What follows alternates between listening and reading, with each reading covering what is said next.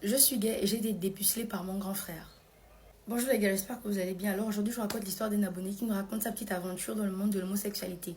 Moi, je vous raconte ça tout de suite. Alors, tout commence à l'âge de 14 ans.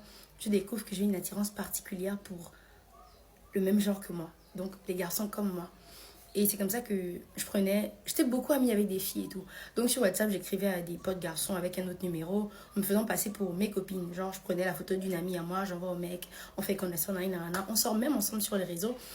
Mais parfois ça bloquait parce qu'ils voulaient forcément me voir, faire appel vidéo, faire une dot, nanana. Un jour, je décide juste pour m'amuser comme ça de le faire à mon grand frère, qui a l'âge de 28 ans et moi juste 14 ans. Donc le mec, il a le double de mon âge.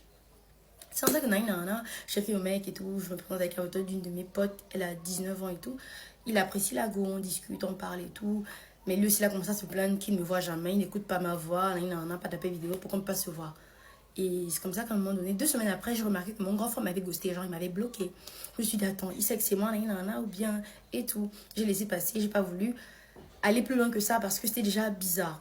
Un soir, 2 jours, 3 jours après, mon frère me dit, ah, David, viens, je m'appelle David, viens, on va monter et tout, on va aller marcher un peu et tout. Il fait chaud, il y avait la coupure. C'est comme ça que je suis mon frère au carrefour, il me fait asseoir, il me dit, j'aimerais te parler. Je me demande bien, oui, grand frère, je t'écoute, il n'y a pas de souci. De quoi veux-tu me parler? Il me dit, je sais que c'est toi qui joues avec moi sur WhatsApp, et tout. J'aimerais te dire d'arrêter de le faire, de ne pas le faire, c'est pas bien ressaisi. Toi, t'es un homme, t'es pas censé faire ça, et tout. Et j'avais honte en fait, j'étais bouche bée et tout. Et il me ramène, il dit, écoute, rigole, tu sais, je suis pas très très différent de toi, moi. Et je voulais savoir si tu es d'accord de me faire une petite fellation et tout, que je te montre comment ça se passe dans le monde de l'homosexualité, Et moi, je me dis, why not? Mais j'étais toujours choquée. Il me dit, tu sais quoi, je vais sortir là avec des potes et tout. Je vais rentrer aux environs de 2h, 3h du matin. Et lorsque je rentre, je vais frapper à ta fenêtre. Tu m'ouvres et je vais te montrer un truc. J'étais toute excitée, j'étais quand même content et tout. Il n'y a pas de souci, quoi. C'est comme ça que j'attends 1h, 2h du matin. Mon frère n'entre pas. J'entends la porte s'ouvrir au salon. Genre, il est là, mais il ne vient pas dans ma chambre. J'étais tellement déçue. Je me suis sentie ridicule, honteux. Et le lendemain, je l'ai confronté. Il me dit, hey, je blaguais avec toi. Tu voulais juste voir ta réaction. Tu n'es pas sérieux. Ça va pas dans ta tête. J'ai évité mon frère 3 à 4 jours dans la semaine. Juste parce que j'avais honte et j'étais vraiment déçue de son comportement. S'il voulait me ressaisir, c'était pas de cette façon-là. Parce que moi, je suis réellement gay et je voulais pas qu'une personne joue avec ma sexualité comme ça. Et un autre jour, il revient vers moi, il me dit, David, tu sais quoi? Non, la vérité. Il me dit, voilà, billahi, gars, je suis de ton côté. Juste que j'ai peur que tu en parles aux gens, aux parents. Donc j'ai peur de ça. Je me dis, non, je n'en parle à personne, je suis un grand garçon, ne t'inquiète pas pour ça, et tout. Il me dit, d'accord. Un soir encore, les parents étaient couchés, il était aux environs de minuit, 1h. On sort, on va derrière la maison, on a un mini jardin comme ça.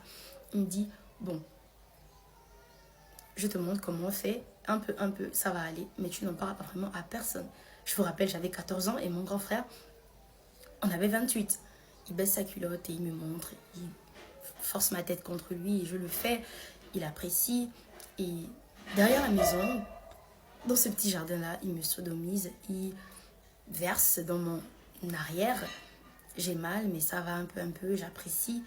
Et je suis perdue. On l'a fait 4 à 5 fois. Après ce soir-là, et j'ai peur de lui. Il me menace tout le temps. J'espère que tu ne dis à personne, même pas des amis, même pas tes meilleurs potes, même pas tes copines et tout. Je dis non, je le dis à personne. Et à l'âge de 16 ans, j'ai avoué à mes parents que j'étais homosexuelle. Ils l'ont pas mal pris. Ils ont dit d'accord, c'est ta sexualité, why not, quoi. Et moi, jusqu'à aujourd'hui, j'ai peur de mon frère, on le fait toujours. J'ose pas dire à mes parents qu'en fait, j'ai été dépucelée, sodomisée par mon grand frère. Je sais pas quoi faire. J'ai peur. J'ai envie de sortir de là, je me sens honteux. Même si mes parents l'ont accepté, il y a toujours un truc en moi qui me dit, ouais, c'est pas normal ça, c'est pas normal, mec. Ouais, c'est un peu ça, quoi. Bref, les gars, c'était l'histoire d'un abonné. Ça me fait de la peine parce que je suis pas contre, je suis pas pour. Mais